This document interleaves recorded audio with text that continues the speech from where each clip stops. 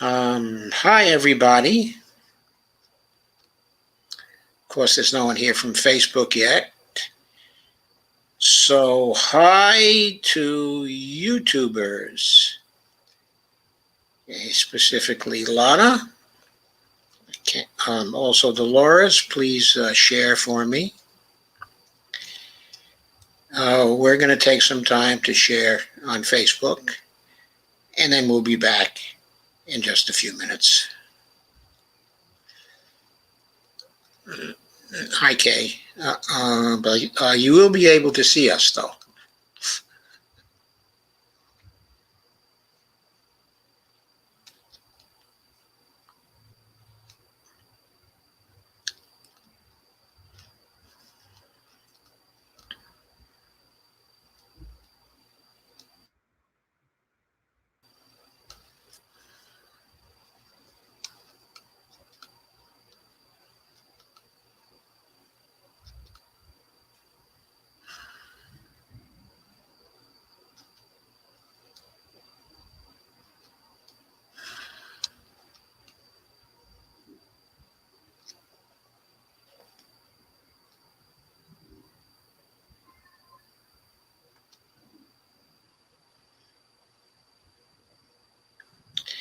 Facebook is making it increasingly difficult to share these days.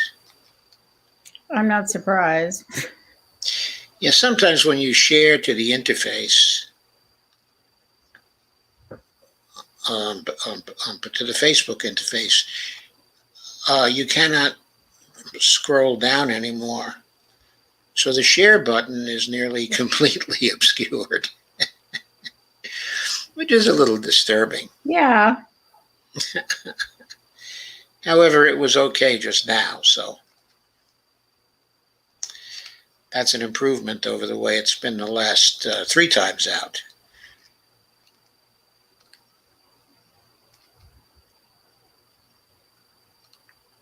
So I'm sharing to a few groups now.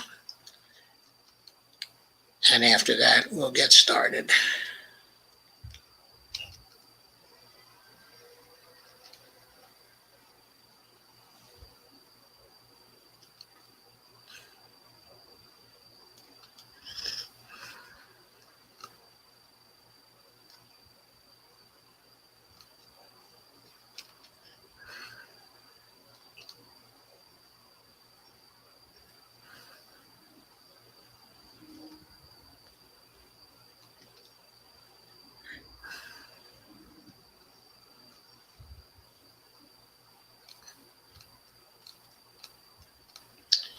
Oh, it's wonderful. They decided to give me a scroll bar today. Every little bit helps, right? Every little bit helps. Having a scroll bar is good.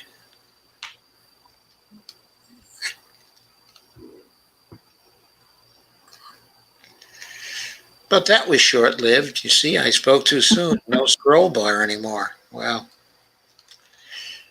okay, that's just going to have to do then.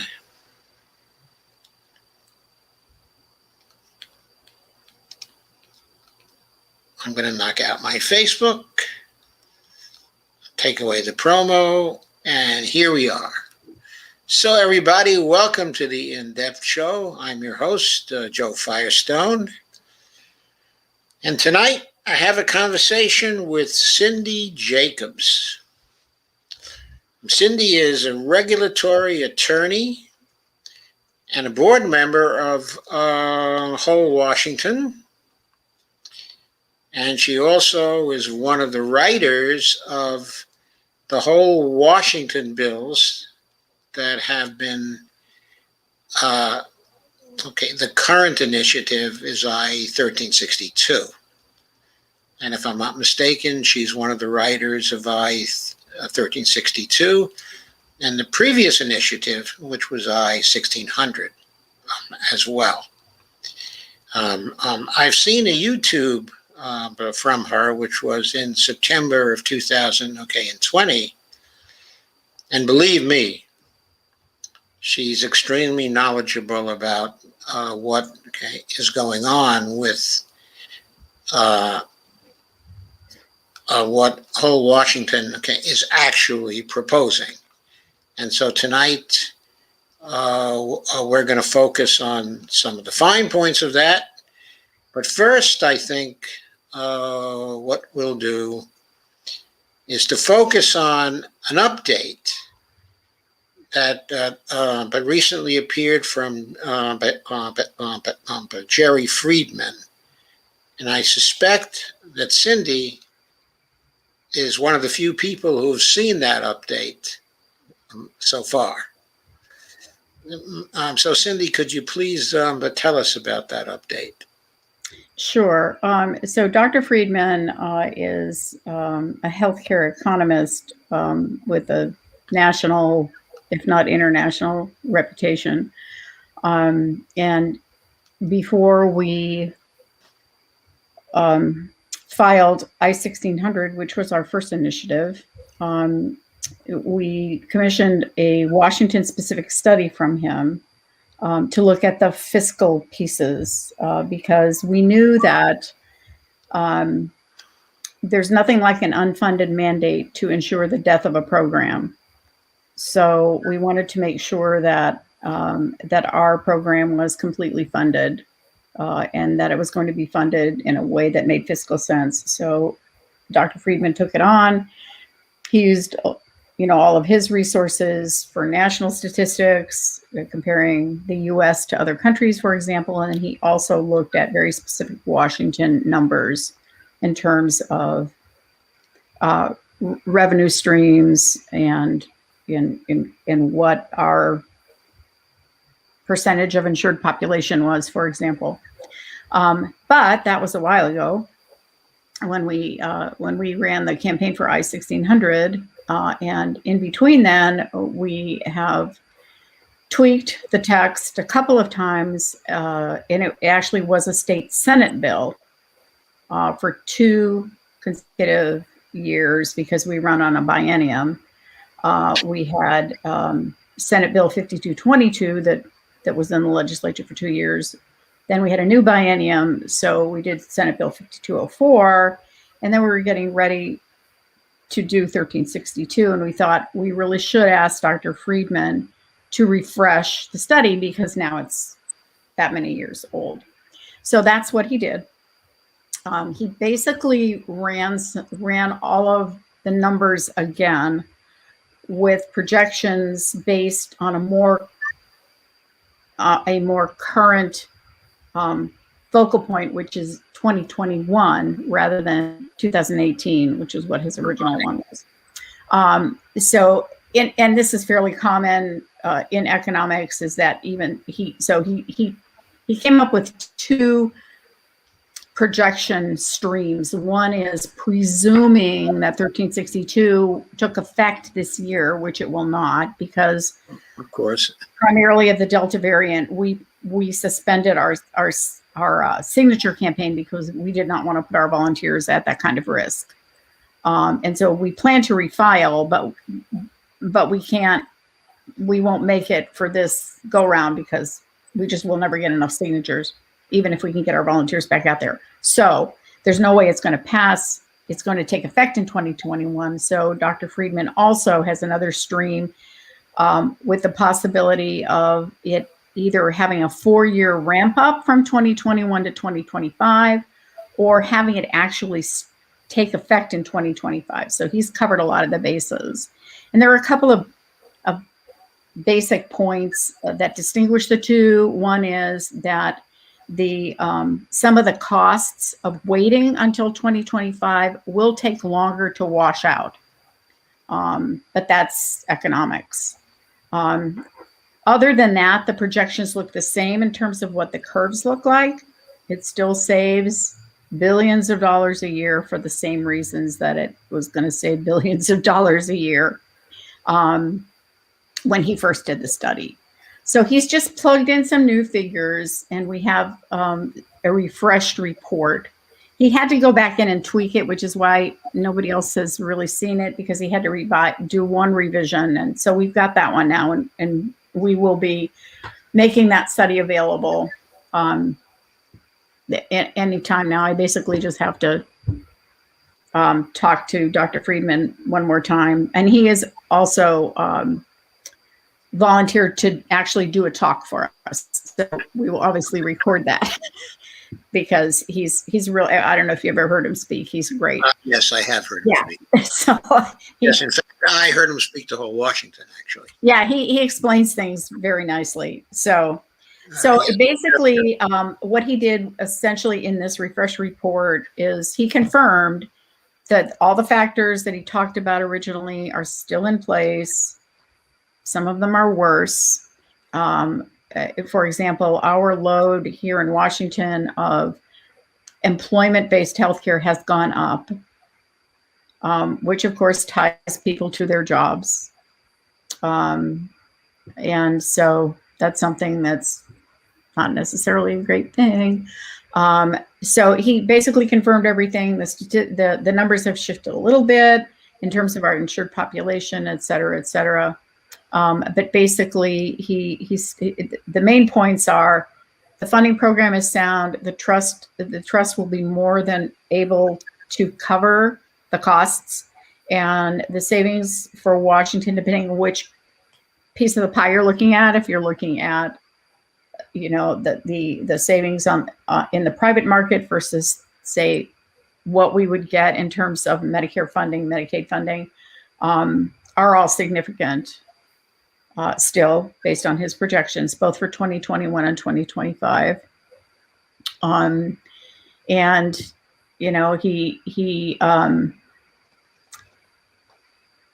he concluded once again that the reserve portion of the trust will be robust enough to keep funding the operational portion of the trust, that the trust board ought to be able to do away with the standard premium. We'll have to start off with it for a ramp up period, but his projection shows that they would be able to do away with the standard premium before too long. He didn't put a year on that, but so it would be funded by the remaining funding mechanisms, and the standard premium would just go away. And actually, part of the statutory mandate that we put into the bill was charging the trust board with keeping that premium no higher than $200, and they are mandated to decrease it as soon as possible and eliminate it as soon as possible. Okay, the $200 is but $200 a month, correct? Correct. And there are groups that would not pay that. They would not pay a premium at all. Right. So anybody under the age of 19 and anybody at 200% of the federal poverty level. Yes. Yes, very good. Okay, just a question about the distinction between the operating part, okay, and the reserve part. Right. Okay, as the program starts off, I gather that the revenue sources would be used to create a reserve. That would take some time, then the program starts at the point that you have the reserve actually reaching a particular level. Right. Okay, so as a percentage of annual projected costs, what is the level that would be in the reserve? So the instructions to the trust board are, let me back up a little bit.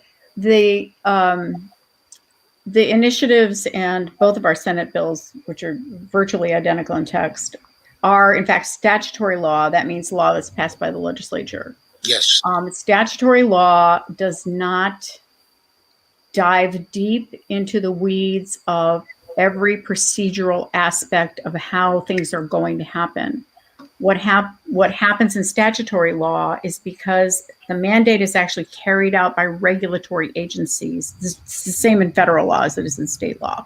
Yes. In this case, in Washington, the agencies that would be charged with carrying out all of the pieces of this would be the Healthcare Authority / Department of Health for the state of Washington, the Employment Security Department, the Department of Revenue, and the Treasurer's Office. Those are our state agencies that would be charged with some piece of here's what you do for the whole Washington Health Trust. And so they have the statutory mandate also would require and 3 appointed committees to be advising the trust board. One would be a finance committee, and as you can imagine, they would have financial experts. Of course. Which I am not one. And another committee would be the provider committee, so that would be healthcare providers. And the third committee would be actually the patient, public, Washington resident. Yes. Committee. So the healthcare consumers. So with those 3 committees advising the board is charged with building up the program. The treasurer's office is working on helping them as they're starting to collect some of the revenue. There's going to be a shift from a lot of this revenue is already floating around in the state in various and sundry ways. For example, a great chunk of this revenue is currently being spent by employers, a huge chunk. And so as they roll it along, the statutory mandate gives them jump off points and deadlines by which, depending on when it's enacted, because every time we refile this, we have to jump the years ahead. Of course. But at some point, X number of years after the law takes effect, the board is charged with beginning to offer the services. So they'll spend some time actually just shifting revenue. And Jerry's prediction, Dr. Friedman's prediction, is that they will be able to even shift enough revenue to get started on offering services so that people would not actually nobody's ever going to be paying their premium with their employer and paying their payroll portion of whole Washington, if that makes sense. That makes sense. Yeah, the trust board is charged with figuring that out, and Jerry assures us that it is all financially possible. Yeah, I'm sure it is. Yeah. So, and then there are some other basically landmarks that they need to hit. So they need to start offering services in X number of years, having built up the trust to a certain level where they can afford to go ahead and start. And then they're also charged, as I mentioned, with as soon as fiscally possible, decreasing the standard premium and then eliminating the standard premium. And they also have a laundry list of things to do to get more money into the trust. So, for example, we want Medicare funds to flow into the trust directly.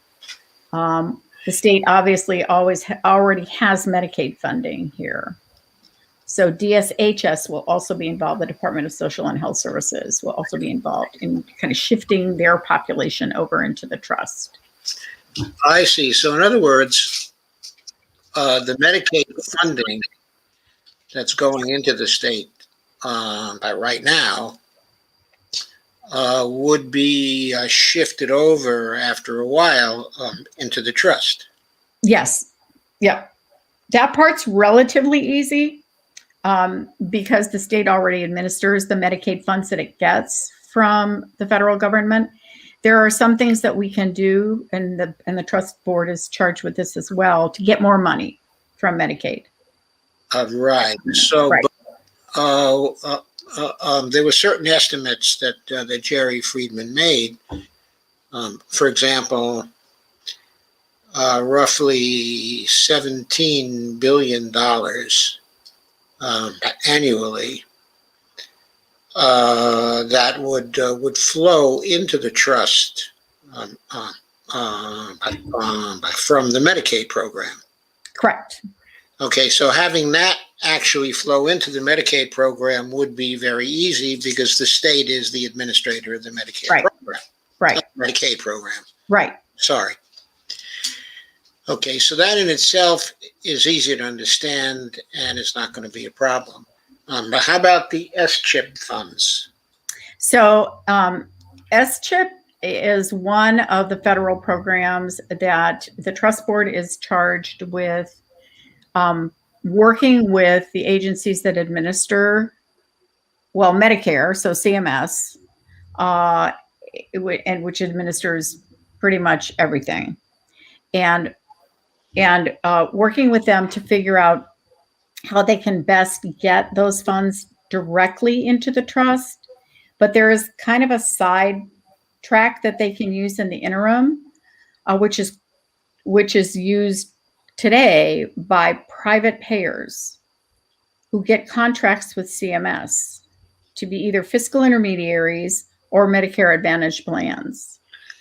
I see. But for S-chip, it would not be, they couldn't be using the same plan that's used for seniors. Right, right.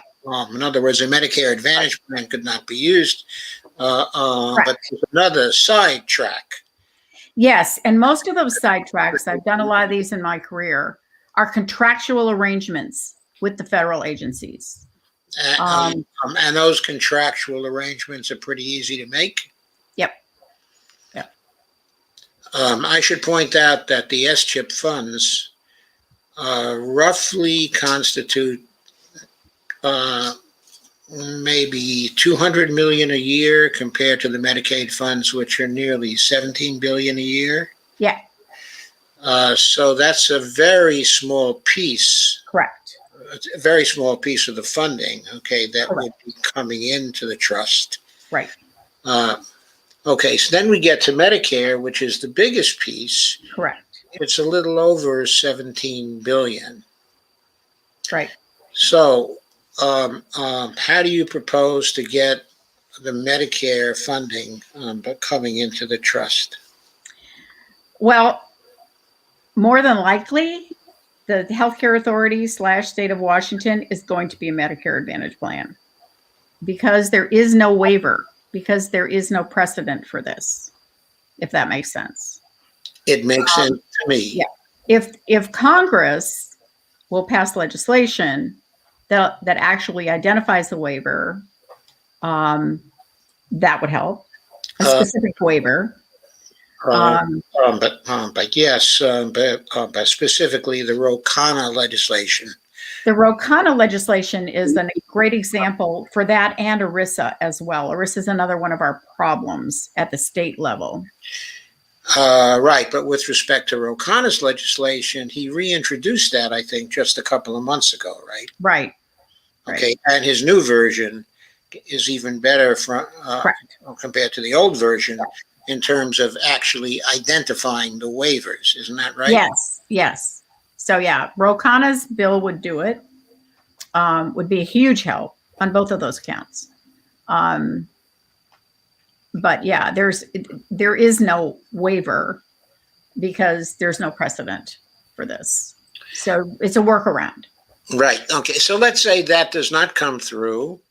Then, as you said, it's still possible for Washington to constitute itself simply as a Medicare Advantage plan. Yes. Yep. Okay, and then it would have access to that same $17.2 billion. Right. So the obvious question is that if it were operating as a Medicare Advantage plan, and since the WWHT would be a nonprofit organization, Big difference. But that would be a state agency. Correct. Okay, so it would not have to make a profit. Correct. It would be able to administer itself as a state agency, and it would not be developing the same kind, of marketing budget, as a normal Medicare Advantage plan would have. Exactly. So those expenses would also go away, correct? Yes, the administrative efficiencies. So Dr. Friedman's report spends a lot of time talking about exactly what you're talking about, which is the insane budgets um, that exists in for-profit healthcare. And part of it is the advertising budget. Part of it is that they keep their loss ratio. There's no way they would ever even dream of trying to have a loss ratio anywhere close to 1, which means you meet your costs. Yes. Because then they would have no profit and their shareholders would be unhappy and they would not be able to pay their CEO $16 million a year. Of course. So the head of the PEBB, the Public Employees Benefits Board, which is part of the Healthcare Authority, which has a ton of experience in negotiating healthcare plans for state employees, doesn't make anywhere near that. So yeah, and Jerry talks a lot about administrative efficiencies and the enormous chunk of money that is no longer necessary when you don't have 31, I'm just throwing that number out there, I think it's even higher than that, private insurers who are all running their business from the ground up with full advertising campaigns, full staffs, and trying and basically trying to keep that loss ratio as low as they can. So the insurance model is the worst model for healthcare you can imagine. Because Yes. the idea is behind insurance is, hey, we're presuming that most of these people aren't going to need our product. Well, that doesn't work for healthcare. Right. And yet that's the way that they operate. And that's why all the claim denials are what you see at the same time that the premiums are going up. Yes, of course. I understand that Right. very well.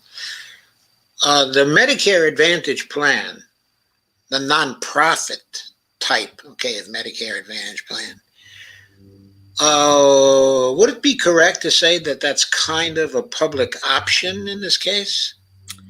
It is because I guess I guess that's a good way to describe it, because obviously any Medicare recipient, any individual Medicare recipient can feel free to continue to use standard Medicare, right? And so, yeah, it is kind of a public option, but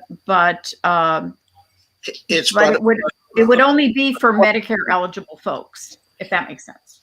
Yes, that does make sense. Yeah. Okay, but the key question is, would they be able to continue to retain, a Medicare Advantage plan that was a private Medicare Advantage plan too? The state? Oh, you mean would they be able to sign up with Say Kaiser. So Kaiser, the Kaiser question, right? Kaiser question. There's Kaiser so I mean, anywhere on the West Coast, there's a Kaiser question. Right? Yeah, we are in the process of tweaking the language to make it more obvious that the intent of the Washington Trust is that there will be no private insurers in this state except for healthcare coverage that is not in the ultimate package that's developed by the trust board. And the floor for that is ACA essential benefits. Okay. So Kaiser, for example, clearly can continue as a healthcare provider. Right, but they can't continue as an insurance company anymore. Correct. So the only Medicare Advantage plan that would actually exist, in Washington under the law would be the WWHT. Right. That's a very, very important element of this, I think. Yes. Okay. Yeah, and that's why we're trying to make it totally clear in that the statutory mandate, the details again have to be left to the trust board and the agencies that are helping. But the intent is that there will be no private insurers unless it's super elective kinds of things that are not covered in the package. And the package is, again, the floor is the ACA essential benefits plus vision and dental. And there's a fair amount of detail for statutory law on what the broad buckets are that have to be covered. Right. So to consider this then for a moment, with respect to Medicare, and with respect to Medicaid, we're talking about those monies that will be flowing into the plan, and the payouts will be coming from a single payer. Correct. Right. There would be a single payer, which would be the trust structure, probably to be administered somehow through the healthcare authority. Although those details are left to the trust board to develop. But as a practical matter, if you've been around this state for long enough, that's the path that makes the most sense. They're used to it. You know, they do it all the time. They do these contractual arrangements all the time. So yeah, exactly. Single payer, with a couple of exceptions. We can't do anything with the VA system. Yes. So I was going to ask about the VA system. That particular revenue then will not be flowing into the trust. Correct. Although, having written a few of these myself, it wouldn't surprise me to see the VA enter into a bunch of contracts with the whole Washington Trust. Wouldn't surprise me at all. Okay, so then you might still get some money. $1.9 billion actually flowing into the trust. However, the alternative is that if you did not get the $1.9 trillion flowing into the trust, you also would not have the VA costs to take care of. Well, correct, because you wouldn't have those patients. Right. So you wouldn't have those patients. Okay, so the projected cost, to Washington then would also be lower by the by $1.9 billion. Right. We've got a similar path that we would have to follow. And again, these are usually handled through contractual arrangements with the federal agencies. The Indian Health Service, those would be contractual. And also the DoD military health system would obviously remain intact, although we do contracts with them all the time too. So. All right. So in other words, under the other category, of expenditures, which is roughly $7.1 billion, that other category would include state and local public health, by workplace healthcare, such as Indian Health Service, charitable contributions, and some other things which are not specified in the paper that I'm looking at. At present, from what I'm reading off. It says there medical spending through workers' comp, homeowners, and auto insurance. I was just going to say that Jerry left some of those off. He left them out of the calculations because he felt that the need for those programs was going to be so minimal, with everybody being covered through the trust, that he left some of them out. Okay, so he really doesn't think there's going to be much cost for workers' comp or homeowners, and auto insurance that would not be covered by someone else. By the trust, yeah, correct. Right. Okay. This is really very helpful, because I now understand better how the revenue is going to get into the trust. Now, there's a category in the table I'm looking at called the remaining OOP category. I'm not sure I understand what's in that category. It's a category that is actually projecting revenue of roughly $2.7 billion. Let me pull I was looking at his report earlier today. Let me see if I can find that. Right, it should be under existing revenue sources. Let's see. The 2021. Are you looking at the figure or the table? Existing revenue sources projected 2021 and 2025. But I haven't seen the 2021 to 2025, but I saw a projection for 2021. Let me look at, see, and then that's what he's done in this updated report. It looks very, very similar. He tracks the original report, but he's just updated the figures. Let me go look at that table now and see what he's got in there. Okay. Just have to scroll down. That's fine. Of course, it's almost at the end, right? Of course, it's always law, yeah. Okay, so this table that I'm looking at now is existing revenue sources projected 2021 and 2025, expressed in the hundreds of thousands. Yes. So he's got Medicare. Medicare and Medicaid are the biggest by far. They are. And it would be 17. I have to add the zeros on here.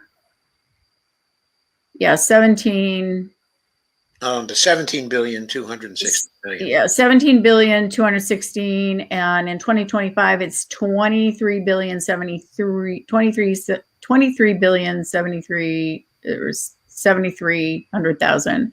As chip is really small, 201. That would be $201,000, or million. Yeah. VA, he threw that in there, what that would be the existing revenue source if we were going to get any part of it. Right. Is basically 1882 in his column in 2021, and in 2025 is 2375. He's got an other, which is what we were just talking about. Right. Yeah, other includes state and local public health. Yeah, so that is 7093 in 2021, 8159 in 2025, and then the remaining out of pocket, he's got at 2687 in 2021 and 3176 in 2025. ACA subsidies 612 in 2021 and 821 in 2025. Okay, so but what I guess I'm asking about is the out of pocket. Whose out of pocket is that, and what is it for? So he has identified it here as out-of-pocket spending has been included at 4% of personal healthcare spending. That would include, to see if he's got another definition. As I read that, I think it's probably copays. But let me look. However, is there supposed to be any copays or deductibles? No. What he's looking at there, I believe, is the existing revenues. If you're at go, what are the existing revenues that might be available to you? Those are being spent by somebody. Oh, I see. There are no copays in the trust program, except potentially an annual cap of $250 on certain prescription drugs. If you're going for what's called the reference listed drug, when there's a generic available, you might have to pay up to $250 a year. But the state should have a lot of bargaining power, as Jerry points out in his report, to drop those prescription drug prices significantly anyway. So again, the cost goes down. $250 a year is a minimal cost. It's like nothing, right? Yes, it's like nothing. It's a minimal cost. Yeah, otherwise there are no copays. Okay. And there are no deductibles, which is a huge problem currently. But yes, those are huge problems, absolutely. Okay, so for 2021, okay, the projection for 2021, the total existing revenue he sees as flowing into the trust, if we had the law now, Right. be close to $47 billion. Correct. Okay, and it seems that it's fairly easy to see how that $47 billion could get into the trust. Okay, it seems to me there are no serious problems there based on, on what you've said, okay, and how you've explained it. Okay, so another question I have is, so let's say, just for example, that the cost, okay, of healthcare for the state of Washington was $100 billion for 2021.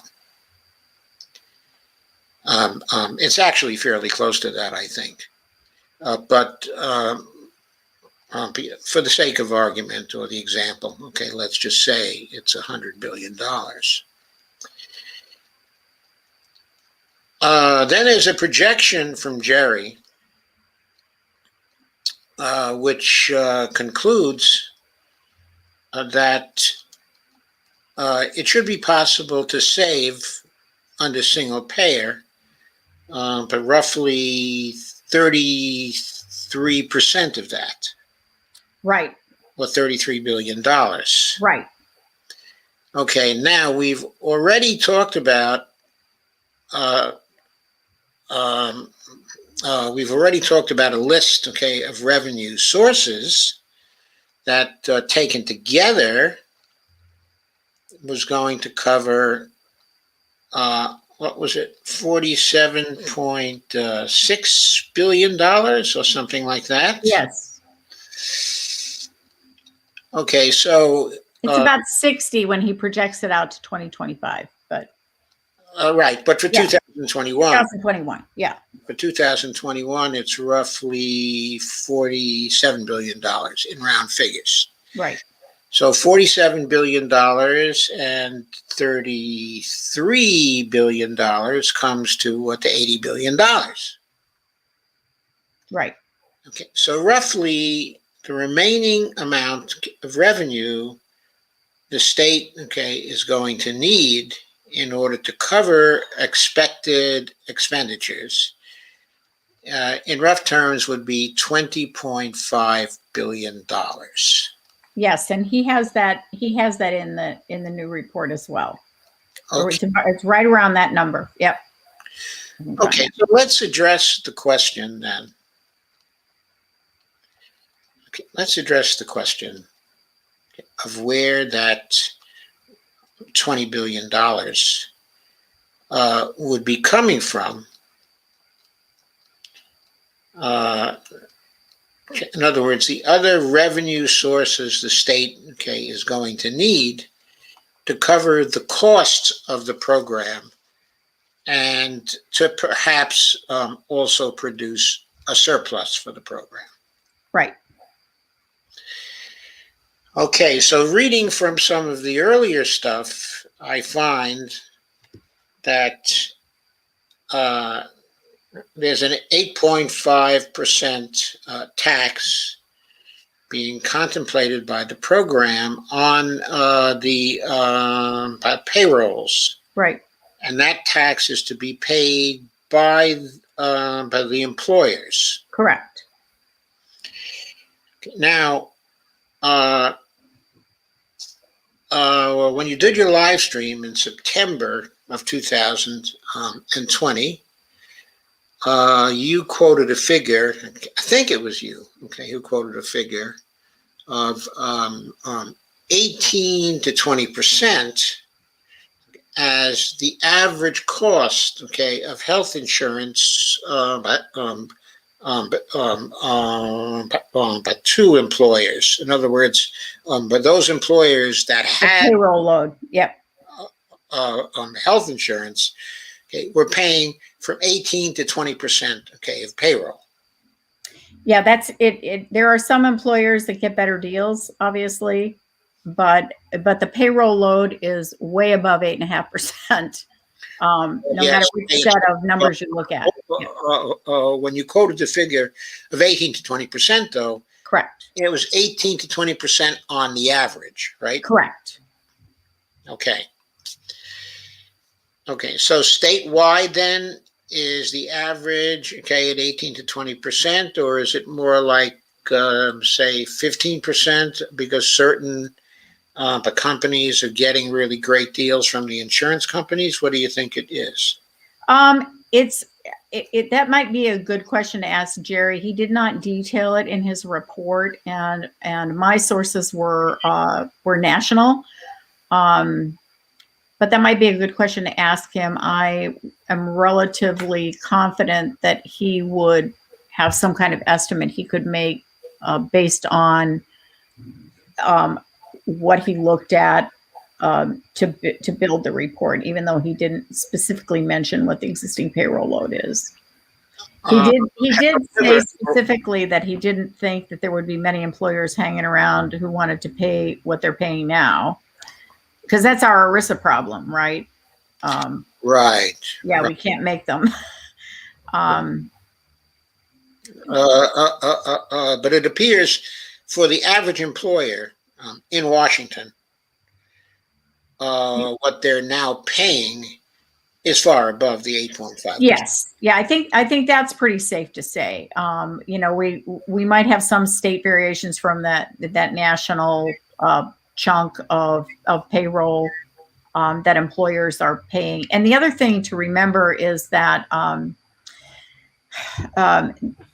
currently it tends to be larger employers who are developing these ERISA plans. But for example, Boeing. Correct. And the trust mandate is all employers. So. Right. Yeah. Okay, but take a Boeing, okay, or an Amazon. Okay, so they would be paying less, most likely. Okay, but in Boeing's case, but quite a lot of its business is contract business, actually, from the federal government, right? Right. And so, why do they care what the multiplier is for healthcare? But from their point of view, that 20%, okay, is going to be covered by federal contracts anyway, or the 15%, okay, or the 18%, okay, yeah, whatever it is for both. And they may not, but if Ro Khanna's bill goes through, then we're good, because that provides an ERISA waiver. Right. I wasn't even thinking, okay, of ERISA here. I was simply thinking of whether an employer such as the Boeing company would stand to gain, okay, or lose when it had to go to an 8.5% charge. And from what I know about the federal contracting, having worked for companies on the outside that had contracts, okay, with the federal government, it was always true that the healthcare costs were way above 8.5%. I mean, for some of them, they were 20 to 25% for healthcare. Yeah. And the reason why they were so high was because those benefits were going to the executives, okay, as well, and the federal government, but was going to cover it in the contracts. So they didn't care whether it was 20 to 25% as opposed to 15%, right, 10%. So it's very likely that as far as Boeing is concerned, that they're not going to blink an eye about the 8.5%. No, it's not going to matter to them, okay, either one way or the other. It's no reason, in other words, for them to leave the state of Washington. Right. Okay. Which I think, okay, is the important point. Okay, and as far as Amazon is concerned, they still probably don't get their health insurance as cheaply as 8.5%. I would think not, because Amazon Health was, tried to take off several times and just didn't make it. Okay. didn't make it. So most likely it would not stand to gain by staying out of the program either. Correct. So that's good to know. Okay, one of the other sources is 2% tax on payrolls that's paid by the employees. Yes, and it can be covered by the employer. It can be covered as another fringe benefit. Correct. The employer wants to do it. Yes. So employers would probably compete. Okay. It's actually, yeah, it's collected by the Employment Security Department. All of it, the full 10.5% is collected by ESD from the employer. If the employer wants to have the employees cover their 2%, they have to withhold it from the paycheck. Okay, so if the employer involved was spending, let's say, from 18 to 20%, okay, to start with, it would look like a very good deal for them to pay the 8.5% and then give another 2% over to the employees. You would think. Yeah, you would think that probably a lot of them are going to do that. Right, right. So that's kind of interesting to speculate on that. There's an important point, okay, I want to draw out here now. With respect to Jerry's figures, he figures that the employer payroll tax is going to generate in 2021 $23.3 billion, which I computed was going to amount to 71.3% of the total revenue that was going to be collected by the trust. It's a huge chunk, yes. It's a huge chunk, 71.3%. Now, the 2% payroll was going to be $5.490 billion, which is another 16.8% of the total revenue projected for 2021 from these other sources. So that amounts to another 16.8%. So between those two things, we're at 88.1% of the total revenue, which he projects is going to be collected for 2021. Okay, so there remains a third source, which is a 2% tax on the profits of a sole proprietorship. Basically the earned income.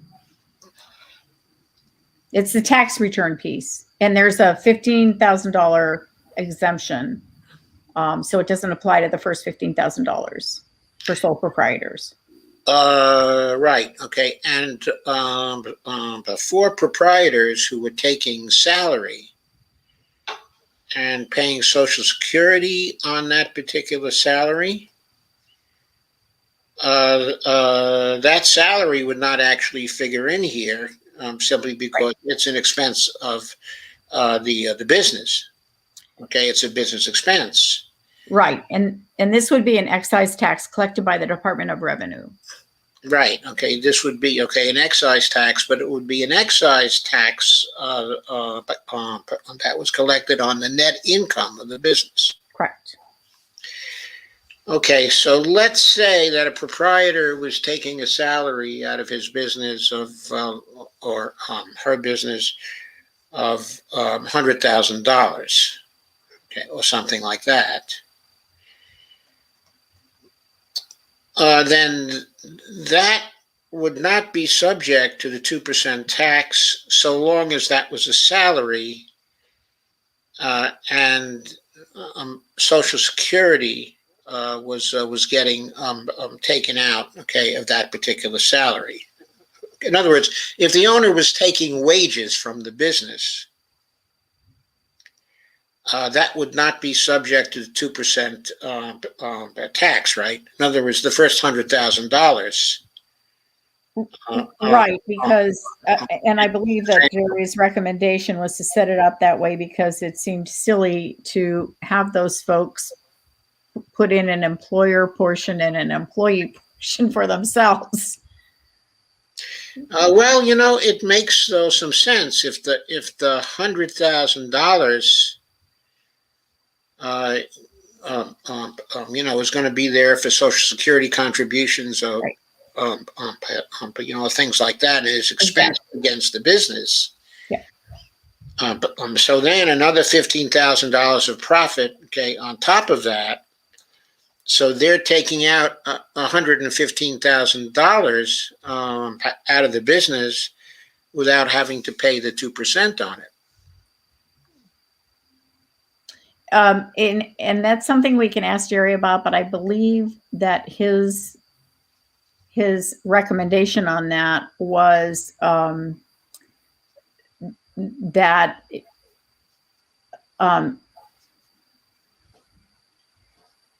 ease of administration would be worth it, and that the percentage that you were going to get out of that chunk was not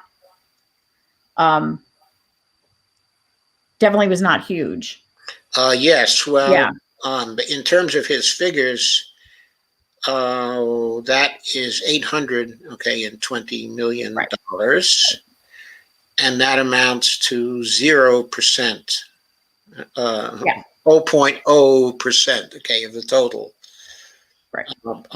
So it's okay. So the question has to be raised: why is the tax actually there? I believe if I remember back to those discussions, it was because the goal was to collect some revenue from everybody who was working. Okay, so it's an equity consideration. It is an equity consideration, and because we would have full coverage for anybody who enrolled in the trust who was not employed or a sole proprietor. I see. All they would have to do would be pay the premium, unless they were exempt from the premium, and then they would be paying nothing and getting the full benefits of the trust. So, I see. This was an equity. It was like, yeah, let's spread it around. Yeah, exactly. Okay, very good. Very good. I see that. Okay. Then, of course, there's the 8.5% capital gains tax. That's a more important source, of revenue. It comes to 9.2%. Right. And it's $2,993,000,000. Right. Okay, so that capital gains tax, I guess the question that comes to mind immediately with respect to that is the 8.5% capital gains sufficiently high to drive any businesses to other states? But now, in thinking about that, I looked up the rates, in other states, the capital gains rates, in other states. I found that the capital gains rates, in Oregon was higher than 8.5%. In Washington was higher, than 8.5%. There was a Nevada capital gains rate of 0.0%. But that was the only state that was close to Washington that did not have an appreciable capital gains tax. Right. I think it was in Idaho, or maybe Montana was the second lowest capital gains tax. That was 4.95%. But I doubt that people would be moving out of Washington to any other state for the difference between 8.5% and about 4.95%. It's probably not enough to drive people out. Yeah, the only issue to look to see how that might unfold around that is, of course, Washington was not a capital gains tax state at all until this last legislative session, when capital gains tax bill was passed. And it has, as most of them do, very specific beneficiaries in terms of the programs that it's expected to fund. And if you combine our 8.5% with their, I want to say it's 6%, we'd be at 14%. Oh, so actually 14.95%, right? Correct. So then the question is, obviously the legislature can do whatever it wants in terms of adjusting what our capital gains percentage could be, by passing an amendment to the statute. So the question would be, at what point does Washington's total capital gains tax start to drive businesses away? B, what does that do to the trust? I'm pretty sure Jerry would say the trust has plenty of wiggle room. Right. And yeah. I would agree with him. In other words, it seems to me the trust is going to have that. Yeah. As I said, the total percentage, of the expected revenue is 9.2%. Right. Okay, so if let's say that were cut in half, even, it wouldn't make a lot of difference in terms of the revenue, and probably would be low enough so that it would not actually present an issue for businesses in terms of deciding to stay in Washington. Okay, you would think not, but yeah, you would think not. Now, what I was thinking, other states with low capital gains taxes include, of course, Florida, and Texas, and we know those two states have been growing very, very rapidly, in recent years. Yeah.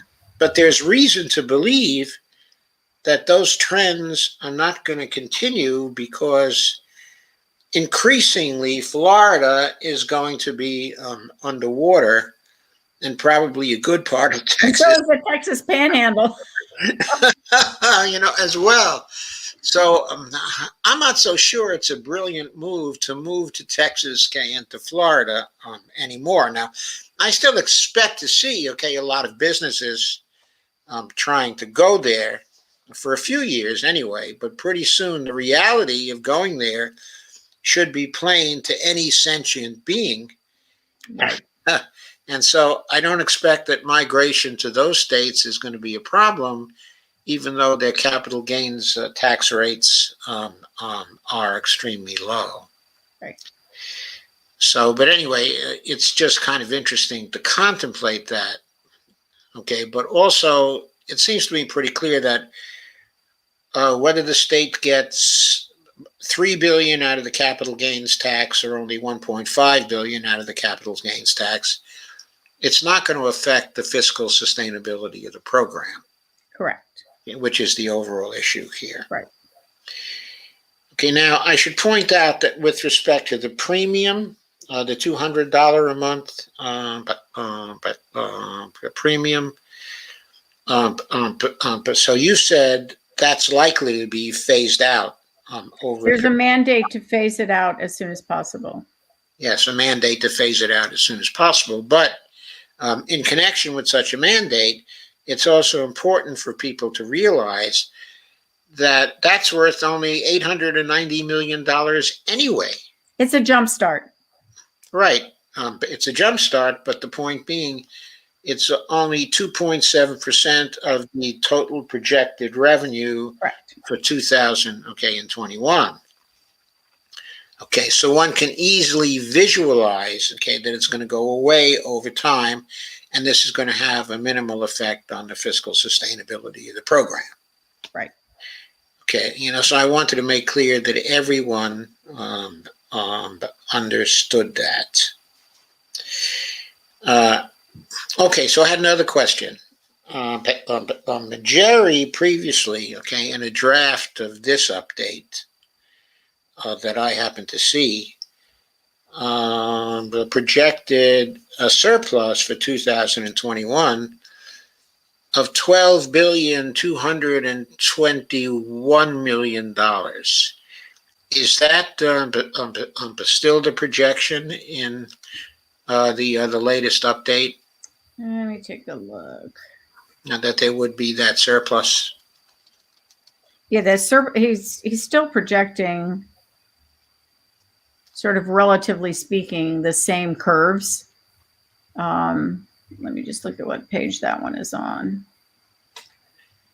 I think that one is likely to be near the end also. Yeah, just looking at his list of figures here.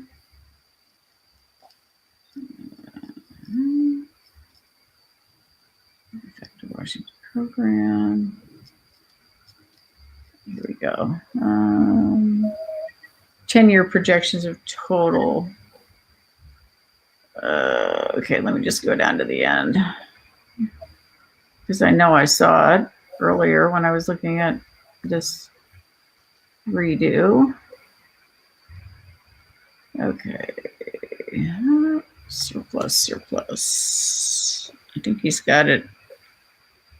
So 2021, he's got the 12 billion. And, okay.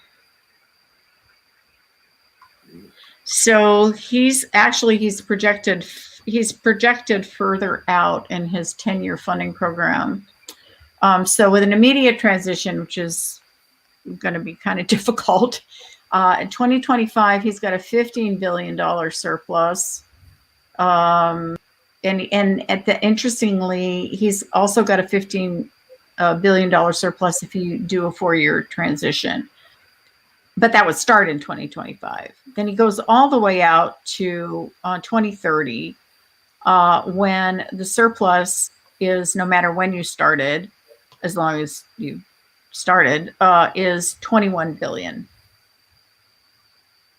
Okay, so by 2030, the surplus is going to be 21 billion. Correct.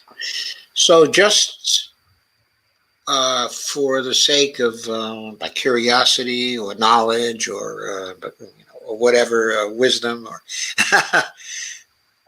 what is the expected revenue the state is going to need in 2030 to cover costs? Revenue 2030 is 48.5 billion. But the 48.5 billion is the revenue that's expected. Correct. Okay, what I should have asked you about is the expected amount of cost that the program would have to cover. For 2021, it was originally forecasted $20.4 billion or $20.5 billion. There should be a similar figure for 2030. Projected cost of healthcare. Here we go. Now, this one, he's only got 2021 and 2025. So he's got, that's where he's got needed revenue. The needed revenue is actually in 2025 is down to 18.7 billion. Okay, 18.7 billion.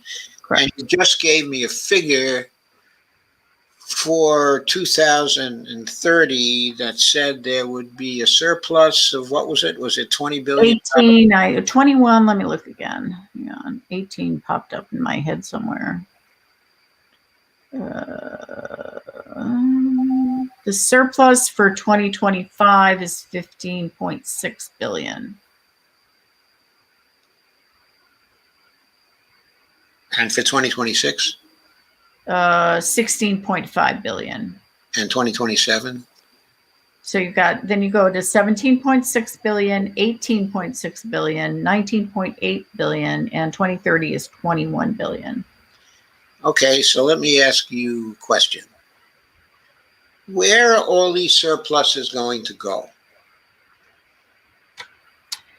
So under right now, the surplus goes in the reserve trust. Right. Okay. Yeah. The reserve trust is a bank account, isn't it? It's run by the state treasurer's office. Okay, it's run by the treasurer's office, but it contains actual money. It's not like in the federal government where it's an accounting record, right? Correct. It contains actual money. It contains Yes. actual money. Yes. Okay, so between 2025 and 2030, there is, say, an average of something like let's kind of round it off, $17.5 billion per year that is going into the trust. Right. Yeah, So, they're collecting a lot more than ends up in the reserve trust. right. Okay, that ends up in the reserve trust. Right.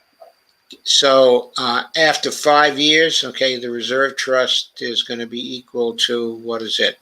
Something like, okay, I'm going to simplify this calculation. Okay, let's say that it's 20 billion a year average. After 5 years, $100 billion, okay, would be in the reserve trust. But the annual cost the state has to come up with is falling a little bit each year. Right. Exactly. So the point being that by 2030, the cost it has to make up could be what, only 15 billion or Right. something like that. Right. Right. So there's a cost of 15 billion it has to make up in 2030, but there's a surplus of almost 100 billion in the trust account. So in other words, the trust account could handle 5, 6, 7, or 8 years not having any income come in, Yeah. and still cover the costs. Right. Still cover the costs. Right. So the point, okay, I'm getting to, folks, is there have been a lot of people who've been basically criticizing whole Washington and criticizing the plan, saying that it's not fiscally sustainable because the state is not a currency issuer. So here's a state that by 2030 is going to be able to handle 7, or 8 years, or perhaps even close to 10 years, without taking in a cent of additional revenue from sources like the payroll tax. Okay, that is not going to happen. It's never going to happen. Even if the economy of Washington were to shrink by 50% because of some economic disaster, okay, of some kind, still the revenue from the payroll tax would be 50% of what it normally would be in that year. And the revenue from the employees would also be 50%. And the other revenues would be roughly at 50%, as well. And so the program is so fiscally sustainable that it can cover itself, since there will be some revenue actually coming in, for maybe 20 years by 2030. In short, there is absolutely no fiscal sustainability problem here. It doesn't exist. It's more fiscally sustainable than almost any business that you could name. Anyway, I wanted to make that point. Does it seem that way to you? Oh, yeah. Okay.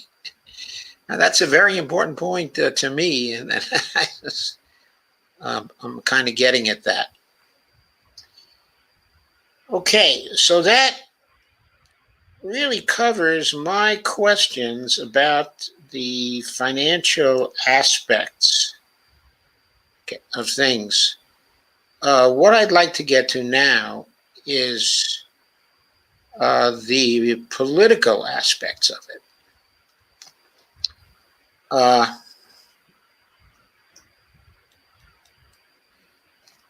So you're the legislative expert, and that has got to include not simply the details of the bill, but also at least some knowledge of the political outlook in the state for it passing, let's say within the next 2 years or so. How would you evaluate that? Well, we know it's an uphill battle because there's a lot of money being spent by the obvious spenders of money to both influence legislators, which is what happened to our 2 bills, and we presume to influence voters who may or may not be signing the petition. And then if we make the ballot in terms of trying to influence voters who are voting on the initiative itself. So we know it's an uphill battle, and we're a grassroots organization and we don't have a lot of money. So it's all I can think of is the Affordable Care Act and the death panels, that kind of stuff. So yeah, kind of stuff is certainly going to be flowing your way, right? And the whole, now the government's going to run your health care. Yeah, they're going to throw everything against the same arguments we've heard, and you won't be able to, you'll be stuck with the doctor the government gives you, which is not true, of course, because anybody who wants to get paid for providing care just bills the healthcare authority. So, all right. So for anybody who wants to continue to practice in the state of Washington, they're just going to have to deal with it, right? Yeah, basically. And I come from on my clinical side, I come from the hospital world. So I know why hospitals are nervous about their reimbursement rates, because their margins are razor thin. And a lot of that has to, and we're not talking about Jerry's elite hospitals, right? Which I'm sure you've seen in his report. But they're nervous because, they're out there negotiating contracts with 37 different payers, and Medicare, and Medicaid. And they're nervous about their margins, and they're concerned, well, what happens if our reimbursement rates drop? Well, Jerry addresses this. Guess what? Your costs are going to drop too, because your administrative efficiencies are going to be sky high, much better. And you're only going to be dealing with one payer in the state of Washington. So it's going to be more streamlined. Everybody is going to save from those administrative efficiencies enough that, hospitals should not need to worry so much about their margins. Plus, they won't need to worry about one-upping each other to get more money from 36 of their 37 payers. So, yeah. it's yeah. Yeah. So. But that's what we're expecting, is for a lot of money to be spent to make the same arguments, the same knee-jerk statements that absolutely have no substance whatsoever in the text of this law. So. Okay, so how do you expect changes in federal politics to affect the situation? Oh boy. In other words, changes in federal politics. Okay. Yeah. It's looking like there's a fair amount, of likelihood, that the Democrats are going to be swept out of office in 2022, and so they're not going to get anything done at all in 2023 and 2024, and they'll go into the election of 2024. At a tremendous disadvantage. In fact, if they don't get the Voting Rights Act actually passed, they have actually 3 Voting Rights Acts, that are on the fire. Right. At this point, supposedly they've now consolidated them into the Manchin by Klobuchar compromise that looks like it may be a bill that will solve quite a lot of the problems other Republicans are trying to place in their faces at this point, if they can get it passed. But if Manchin is for it, he presumably is also for carve out of the filibuster with respect to that bill. Mm-hmm.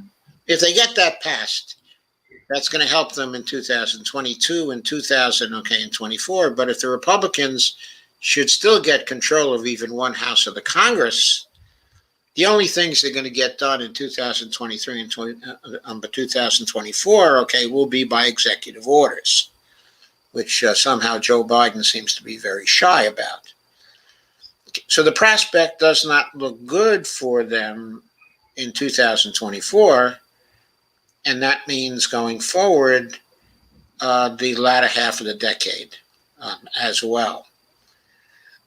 How is that likely to affect the Washington situation? The reason why I asked that question, okay, is because going back to the federal sources, okay, of funds,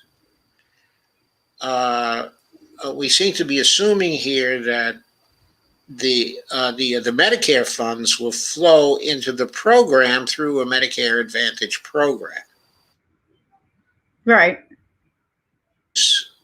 Would the Republicans, if in control of the federal government, do something to cut off the flow, the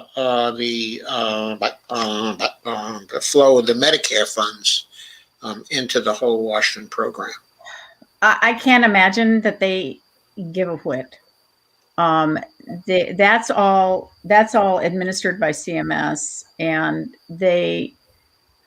I think the Republicans, if they're after anything for Medicare, they're after a much bigger target, and that's to kill it altogether. Yes, yeah. I think I agree with that.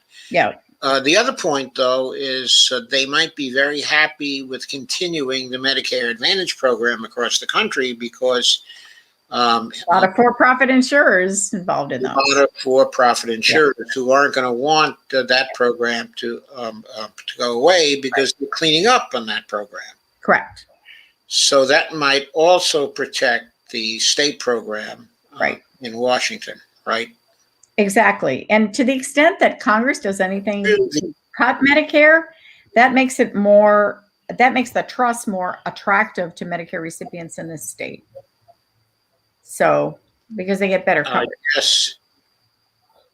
Yeah, that's true. But also, I think it's pretty sure, okay, that if the Republicans touch Medicare, that is going to be a very, very unpopular act. You would think. Maybe unpopular enough that even with all the gerrymandering they're trying to do, that it still would not save them. Yeah, the buzz phrase is "keep your government hands off my Medicare." I know, exactly. So that's been the buzz phrase for a long time. Keep dirty government's hand off. Well, I think a lot of this that it kind of illustrates the beauty of the state-based system. Now, we have to do an ERISA workaround, but the economics of that ought to be okay. And we have to jump through some hoops to get the Medicare funds in by becoming a Medicare Advantage plan. But other than that, we kind of watch with interest what's going on at the federal level. And certainly we want Ro Khanna's bill to pass. Certainly. That makes our lives easier. But I really think that, if they're going to sit there, I'm not holding my breath for a federally based healthcare system, because of exactly what you've been mentioning, which is why it makes it all the more important for us to be able to operate just at the state level. Yeah, right. To fight on the state level. I entirely agree with that. Okay, the other thing that comes to mind, of course, is the ERISA problem. But does the Medicare Advantage program, does that type of thing completely get around the ERISA problem? No. So the Medicare Advantage program, all that does for us is it gets us Medicare money. The ERISA issue is whether we can require employers to pay into the trust. And we cannot require ERISA plan employers to pay into the trust. All we can do is make it super attractive for them, which you would think it would be because it's 8.5%.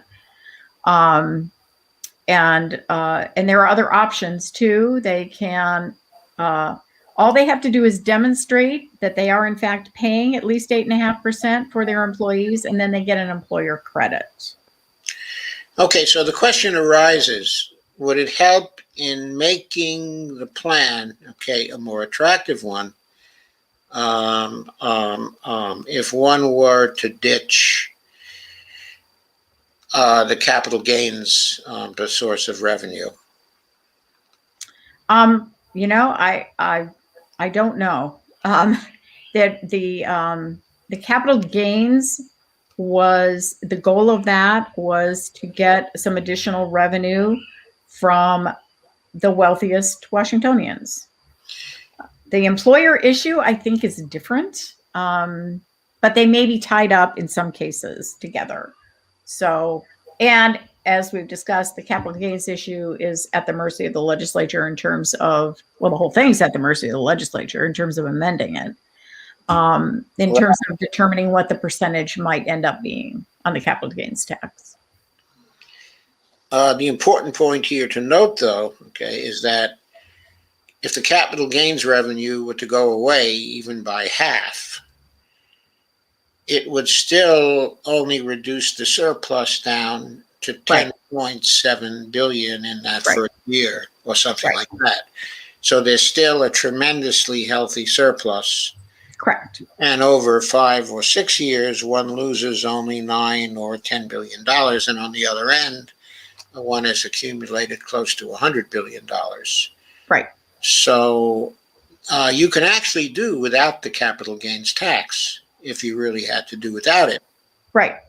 And also, to the extent that ERISA plan employers decide they're going to stick with their plan, then their trust doesn't have to pay for those employees. So.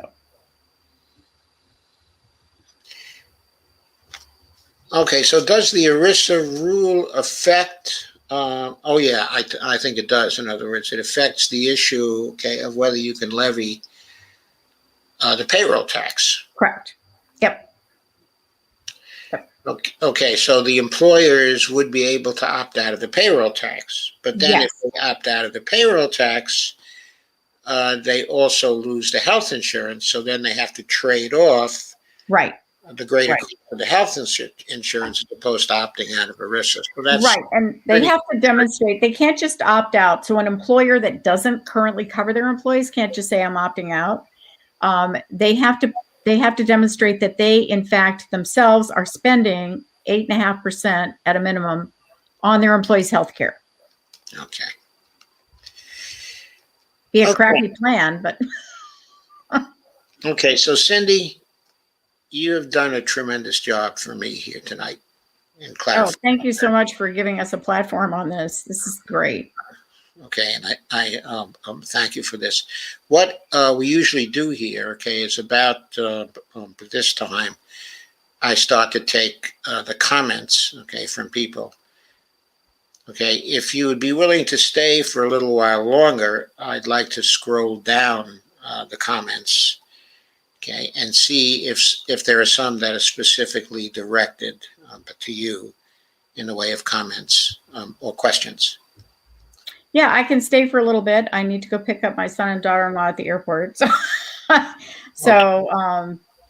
I've definitely got a few minutes. If you see any that are jumping out at you, that'd be great.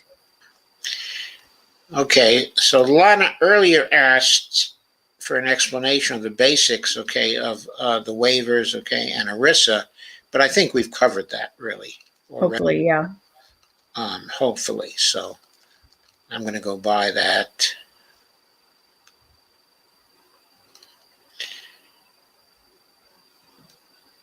I don't think we need to cover Jeff Denton's comment. Okay, it's a good comment, and I can go back to that, but I don't think it's essential for you to answer. And somebody tells me the beret looks so damn cute on me. Well, thank you, Teresa. I certainly appreciate that. And Jeff Denton says, like you say, Joe, Dr. Friedman's estimates are way on the conservative side, meaning there's a potential score of even more savings, but way beyond what is safe to assume. I think that what I previously said about his estimates, that I thought they were way too conservative at the federal level. I'm not sure they're way too conservative at the state level. Okay, in other words, I could see at the federal level where we could cut down the total spending, okay, that we do from almost $4 trillion now to pretty close to $2 trillion if the federal program, single payer program, were really successful. but I don't know if that's possible at the state level. So I'm not sure he's conservative, okay, in the state level. I mean, I think he's reasonably conservative, okay, but I'm saying I don't think he's way off at the state level. I think he's way off at the federal level. He's much too conservative, but that's a horse of a different color, not really relevant to whole Washington. So Newsom around in Calcare, but what is Amazon Health? So what is Amazon Health? So Amazon Health has been a conceptual thing for a while, and then Amazon has tried to. It's a combination, and I think part of the problem was they never decided which way they wanted to go. It was a combination of Amazon actually providing healthcare, believe it or not, actually providing kind of a healthcare package where, they do bits and pieces of it now, like they do pill packs, and so they were going to put all of this together, and there was some discussion of, well, we're going to start with our employees, and then we're going to make it available to our customers, where you could get a fair chunk of your healthcare. It was kind of be primary care based with virtual care, and they were even talking about some bricks and mortar clinics. And they tried a couple of different ways to get this off the ground with their concept teams. I mean, if you could read about it, it wasn't a big secret. And in the last I heard, they had just decided it kind of went the way of Amazon restaurants, if that makes sense. Okay, we can do without Amazon restaurants. I guess we can do without Amazon healthcare too. Okay, so I didn't really see any more specific comments here or questions about the things we talked about.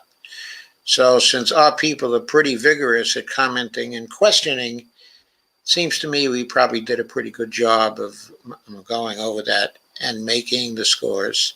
But what is the score? Very, very clear to people. At least I hope he was successful at that. So Cindy, thank you again. Thank you again. A great opportunity for us. Okay, well, it's a great opportunity for me too, because I really wanted to clarify some of these questions. Yeah, we should be getting Jerry's report out as soon as the board has a chance to take a look at it. And I checked back with him about a couple of things. And again, stay tuned we're going to try to set up a talk with Jerry himself too. So that'll be nice. Okay, that will be great. And I'll be happy to see the report, okay, when it gets out. But I think you've given me the essence of it, actually. Great. Here. Okay, so thank Perfect. you, Cindy. Thank you so much. Good night and a good night. Bye. Okay, so that's it. It's not it for tonight because I'm going to go back and take your comments and read them, okay, as usual, because we had a lot of good comments, but we didn't have any questions that were specific. But I think you're getting what for me was the main point, okay, of the evening. Basically, what Cindy did was to confirm the impressions that I had based on Jerry Friedman's estimates that this was a highly sustainable program, and that the alarmists who have been really attacking the program from the start on grounds of fiscal sustainability don't really have a leg to stand on. As long as the program gets a startup, and of course it won't start really until it has that startup. Now, I don't know what they're putting in as a level of startup, but I think you can be sure it's going to be a few months ahead of the game. So, they're probably going to wait until they have something like $10 to $20 billion in hand. I mean, in their hands, in the trust bank, before they start off the program. We may be able to see a specific figure from Jerry Friedman when the report actually comes. But I feel pretty confident that, being the conservative kind of estimator that he is, that in combination with the whole trust people, he will arrive at a particular level of what is needed in that trust bank before they start off the program. And of course, you can see from the structure of the revenue program they have for taxation that each day that they're in operation, each week, each month, okay, they're in operation, more and more surplus will be going into the trust bank, and they will become sounder and sounder until by the end of the first year, they'll have a $9 to $12 billion surplus whenever the first year of operation actually starts. Now, they can't really do anything about starting it as soon as we would like it to start. We would have liked it to have started by now, by 2021, but when it starts is dependent upon the political winds, in Washington. That in turn is going to be dependent on the political maneuvering and on the marketing for the program being done by the Red Berets in whole Washington and other people who favor a single-payer program, in Washington. But the kinds of objections we've been getting to the program based on fiscal sustainability just don't seem to apply to the Washington case. And based on the structure of the Washington case, I have to say, I don't think they'll apply to many states in this country either. I just don't think that's going to be as big a problem as these folks, are making it out to be. So let me now go to the questions. And Lana says, how are you, Dolores? Happy Saturday. John Barlow says, hi, Joe. How do you feel about mandatory vaccine mandates? I feel fine about them. I feel fine about them. We have various kinds of mandatory things we have to do, in our society in order to keep us all safe. I do not think that a mandatory vaccine mandate is a meaningful infringement on the liberty of people. I just don't. And I think that people who do think that way are just a little bit insane. I really do. There are all kinds of mandatory things we do. For example, we have to have driver's licenses. Oh, my freedom is being taken away because I got to get a driver's license. Yeah, your freedom is being taken away because the state requires a driver's license. Too damn bad. It wants to license drivers to make sure that they're reasonably safe drivers. And maybe because it wants to make a little money. Either way, we give away some of our freedoms. I don't think this is a meaningful diminution of our freedom. On the other hand, having spy agencies dip into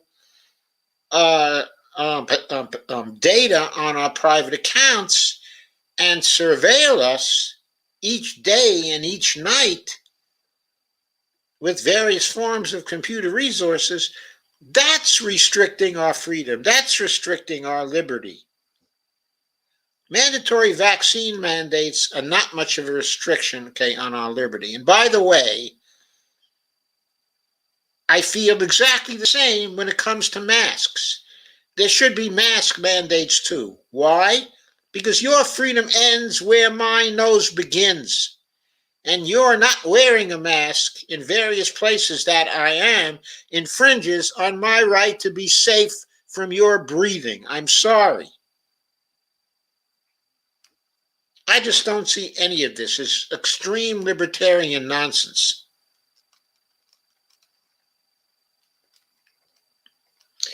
Everybody says hi to each other. Holly Horn is here. Hi, Holly. And Carmen Muniz is here. Hi, Carmen. I hope you're feeling well. And Lana says, please explain the basics of waivers, and ERISA. I think we said enough to explain those, but there's more detail of explanation in the YouTube that was done by Cindy. She has some slides dealing with the ERISA situation, and I'm going to leave in the chat here. Okay, I'm going to leave that link, okay, at the bottom of the chat for you so you can get that and you can have the explanation there. Okay, but she clarified, though, here tonight that though she's looking for waivers because it would be best to have the waivers, she doesn't really want to have to operate as a Medicare Advantage program, basically, in order to get the Medicare funds in. There's no problem in getting the Medicaid funds in because the state administers those. So if the state passes a law that they're going to go to Whole Washington Trust, they can go to the Whole Washington Trust. So that's not really a problem. Now, in terms of the revenue sources that are there, most of the revenue comes from 88.1% of the revenue comes from the Medicare source and the Medicaid source. I mean, that's it. Once those two are covered, those two actually by themselves but take care of the gap of 20.5 billion. Let me look that up and tell you exactly what it is. Okay, we pointed to a gap the state had to fill of $20.5 billion. That $20.5 billion. Yeah, the Medicare, okay, and Medicaid funds were $34 billion in revenue sources. Oh, I'm sorry. I shouldn't have actually referred to that. Okay, but if they lost some of that, they could lose but some of that, and they still would have a surplus. Okay, they couldn't lose the Medicare, okay, and Medicaid, but they could certainly lose the S-chip. Okay, that's not going to affect anything. The 1.9 billion, okay, from the VA is also not going to affect anything because that's just a trade-off of costs. So that's not going to affect the surplus, okay, at all. And the same is true for the other spending. That's just a regular trade-off.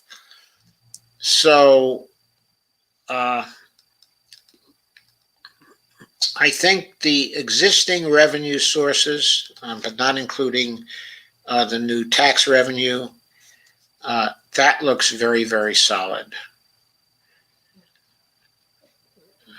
I don't see that they're going to lose any of that based on what we said, but if they were to lose some of it, they're not going to lose the essential things unless something happens to the Medicare program, which I don't think the Republicans are going to be able to get rid of it without having a revolution in this freaking country. So, okay, let me get back to the comments.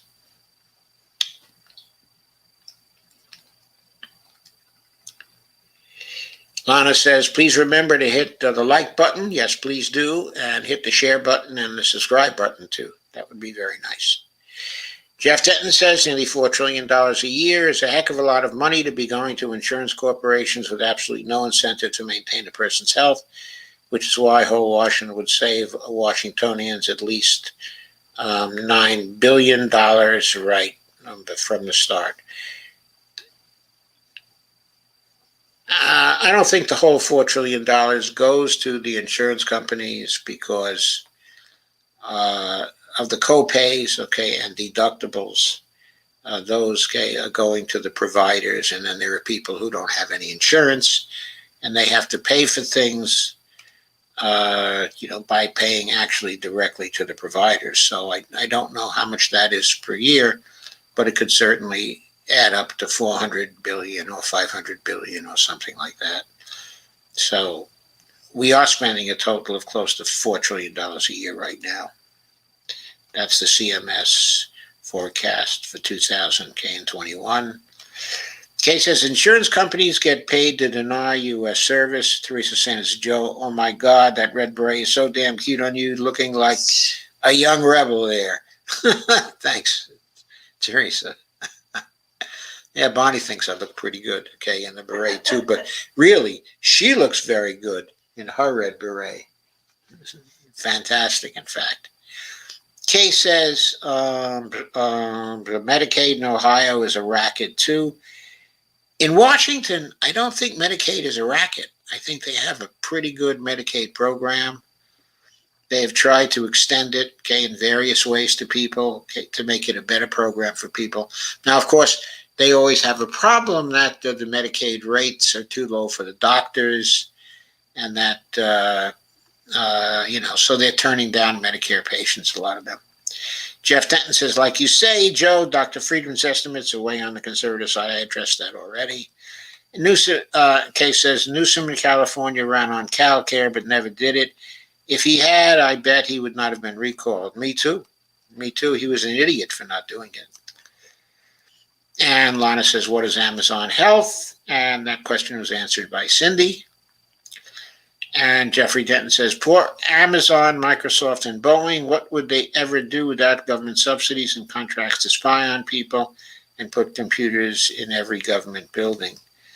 Yeah, what would they do? I'm wondering what we would do if we could kill those corporations and get them out of the picture entirely. Kay says, we're being spied on in every possible way these days. And Carmen says, hi, Lana. And Lana says, howdy, Carmen. And Lisa Girl says, hello, Cindy. Hello, Joe. Hi, folks. Hi, Lisa. And Lisa says, hashtag FOAF, KRTD. That Shane says, hey, Lana. KRTD says, hey, Carmen. And Lana says, hi, Lisa. This is a 10:13. They're saying hi to everybody. And Lana says, hi, Shane. And Lisa says, hi, Lana. And Shane says, great interview tonight. Also, Joe, I sent you the invite for tomorrow's 5 o'clock meeting. Thank you, Shane. I will be there. And Lisa says, hey, Shane. And Jeffrey Denton says, yes, a lot of petition signers think that Obamacare fixed everything. And I have to remind them that that medical bills are still the leading cause of bankruptcy more than a decade later. How about the fatalities? How about the fatalities? Since Obamacare was enacted, there have been at least 500,000 fatalities due to lack of insurance. Haven't looked at the exact number lately, but I computed it from 2010 to 2016, and it was 356,000 then. And it's 5 years later now. It's 2021. It's got to be over 500,000 now, Jeff. Jeff says, careful, Kay. They might go as far as to wiretap your phone. Maybe you should ask Alexa if they are.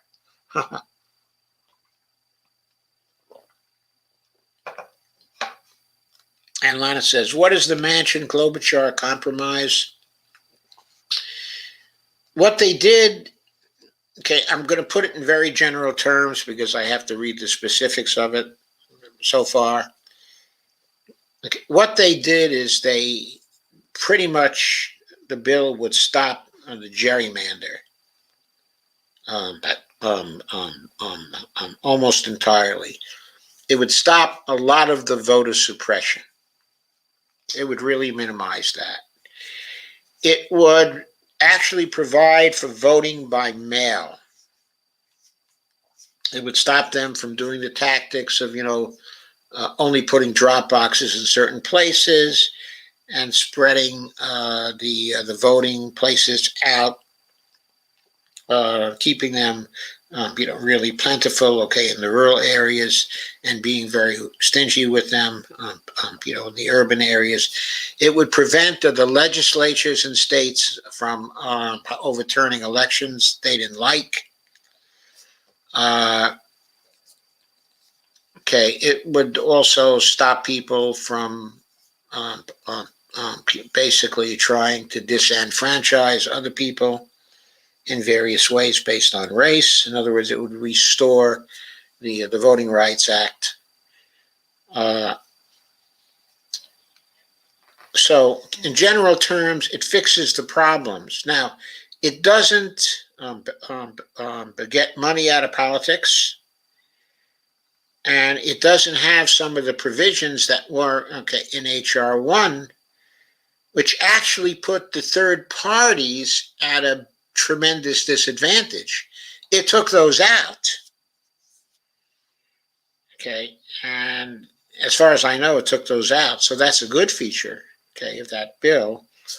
But it's not really restricting the role, of big money in politics. It's making that role more transparent, but it's not restricting the role, of big money out of politics at all.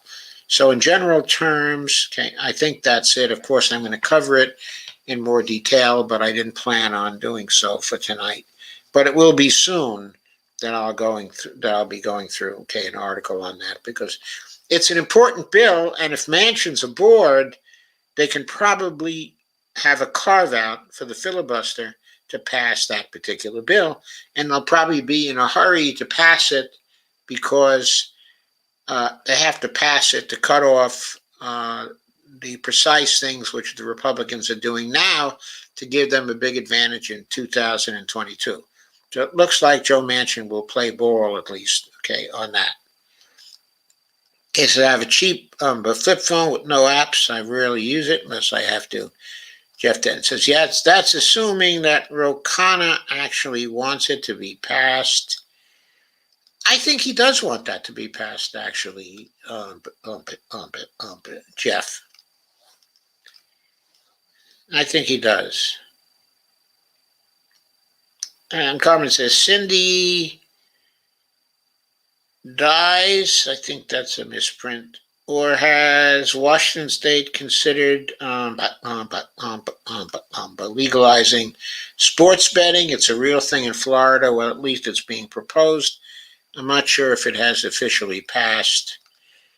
I don't think that whole Washington really has to consider that. They have a perfectly good program for funding the bill. As I said, they could also get rid of the capital gains tax entirely and still fund it, and still have the surpluses. Says Roe came from Bernie's bunch. Carmen says, does correction, stupid keyboard. Carmen was correcting something. Carmen meant to say does. Cindy does. Or has Washington State considered legalize sports betting? Yes. Mona says, never heard of Amazon Healthcare, thanks. Jeff Denton says, since there seems to be such a concerted effort to try to belittle my comments, even by some of my friends, or make the claim some of my information is inaccurate, sometimes I basically make common sense or logical comments. You did refer to automotive insurance in Washington not being referenced, so. Who's belittling your comments? Nobody's belittling your comments here. I am not belittling your comments, Jeff. Kay says, I have an FB friend in Washington State who is counting on it. Well, I hope she can count on it. If she votes for the right people and her friends do, she will be able to count on it.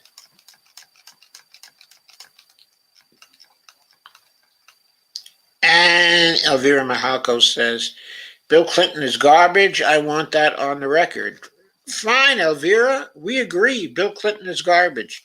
Hillary Clinton is garbage. Chelsea Clinton is garbage. The whole family is garbage. How about that? And I gave you the YouTube to the other video Cindy did. That was really good and fills in some of the blanks that I didn't have time to cover here. And Carmen says, like that Amazon Ring home surveillance crap, it's allowed to even survey your neighbor's property or streets and sidewalks. How can that not be an invasion of privacy? But anti-vaxxers are mum. I know. I know they're ridiculous. I think they're ridiculous. Kay says, we need a revolution in this country in so many ways. Shake my head. I don't even know my country anymore. And Carmen says, hey, Shane. Kay says, yes, great discussion again tonight. Thank you, Joe. Carmen says, what happened at the right-wing rally in D.C. today? Did anyone know? I wasn't paying attention. I was preparing for this stream. Okay, I really had to know the bill inside out to manage the flow, okay, of this discussion. And I think I do know that bill pretty inside out, at least the financial aspects of this, how those, okay, are going to work, because that was what was so important for the sustainability issue. Okay, says, Ohio flunked the fair districts again. Shake my head. They got rid of my district, so I'm not sure what district I'm in anymore. Shake my head. I hate Ohio. Carmen says, never found an article saying the rally flopped. Laugh out loud. Oh, never mind. Found an article saying the rally flopped. Laugh out loud. That's good. That is good. Kay says, Clinton's ruined the Dem Party. Well, I think Bill Clinton had a fair amount to do with ruining the country also. Because when he came back into office, we did not need a neoliberal turn at that point. We needed a reaction back to the old Democrats, not to the new Democrats. We needed a reaction back to the FDR Democrats. Carmen says, oh, you did a great job on the bill. It was so easy to follow tonight, Joe. Thank you, Carmen. I appreciate that.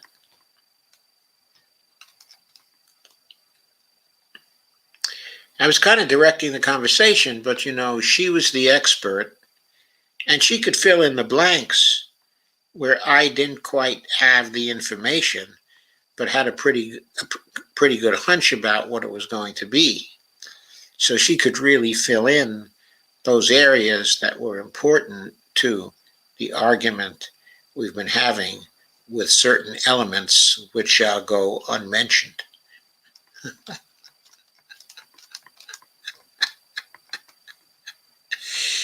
Any other comments or questions? I thought she sounded so intelligent. Very intelligent. Huh? She sounded very intelligent. Oh, yeah, she's very, very good. She's very, very good.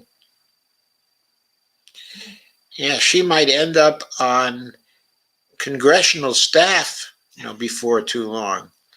I mean, I'm sure if Jason Cole wins, you know, or if also Rebecca Parson wins,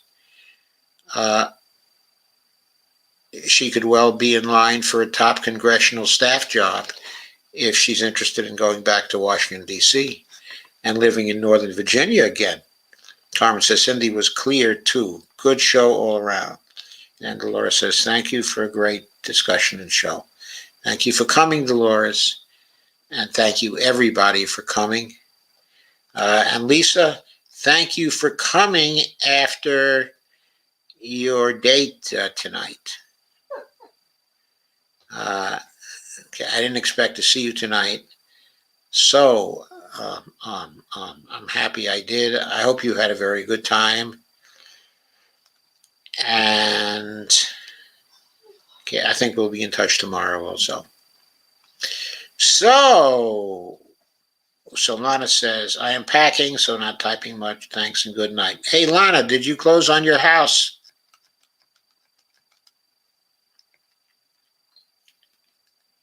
And Kay says, thank you, Joe. Great info and discussion.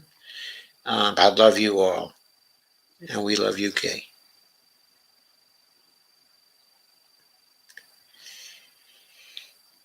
And Carmen says, thank you for having us. Happy Saturday night. Well, thank you for having us.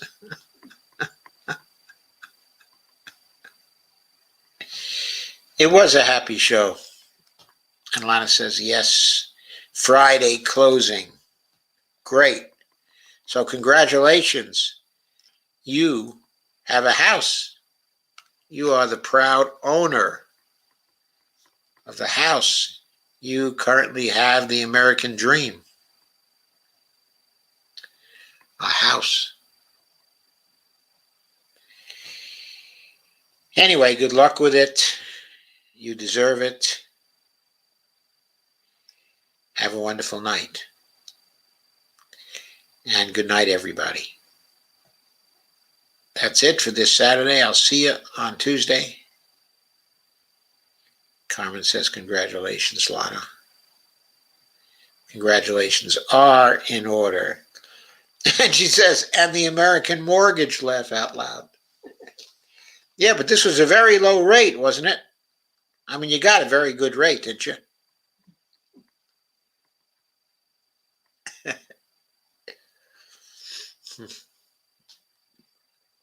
Okay, folks. Good night for real.